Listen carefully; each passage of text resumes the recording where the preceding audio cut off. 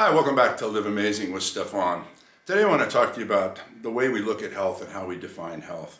I've said many times that society as a whole defines health or healthy as not being sick and not being in pain. And there's a lot of merit to that. Nobody wants to be sick or in pain, so if you're not, you feel pretty good. That doesn't mean that you're not declining and in trouble or that you aren't having a problem with your health.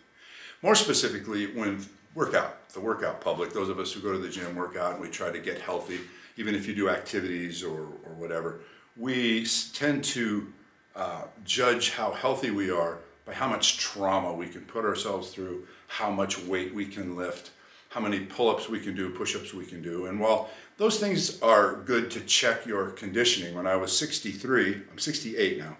When I was 63, I did a little video, just to do a test on my birthday to see how many pull-ups I could do.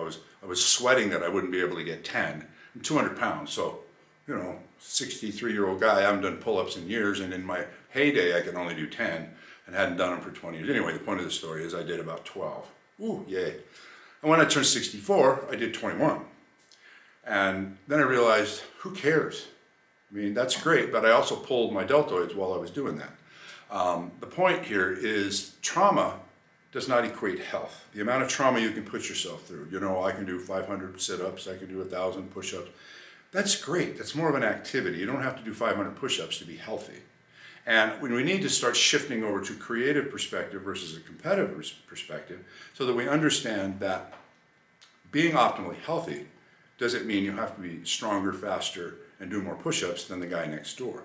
You need to work within the parameters of your body, of your current condition, and continue to make it better. Living amazing is within your parameters. You're amazing, your best you, and you move that up. If you go from 5 pull-ups to 10 pull-ups, 100 pounds on the bench press to 110 pounds, whatever. The point isn't more weight. The point is, how are you changing? How do you feel? How are your joints and knees and back? Are they becoming healthier? Are you stronger? Do you have more flexibility, more energy, more cognitive function? Are you happier with your life? When somebody looks at somebody that looks amazing, they don't automatically say, wonder what he can deadlift. Oh man, if he's got a cut chest and nice abs, he looks awesome in his clothes. He's just like, shush, that guy's amazing. Look at that. Same with a woman, 50-year-old woman who's buff and in shape. Oh, sweetheart, there's nothing prettier than that. Girls, I'm telling you.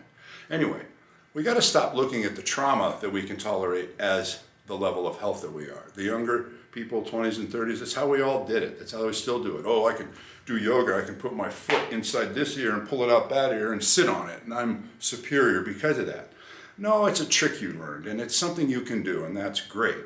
You watch people that can do a triple backflip on a motorcycle and land it. That's amazing. It's not necessary to be happy and healthy. It's just a thing.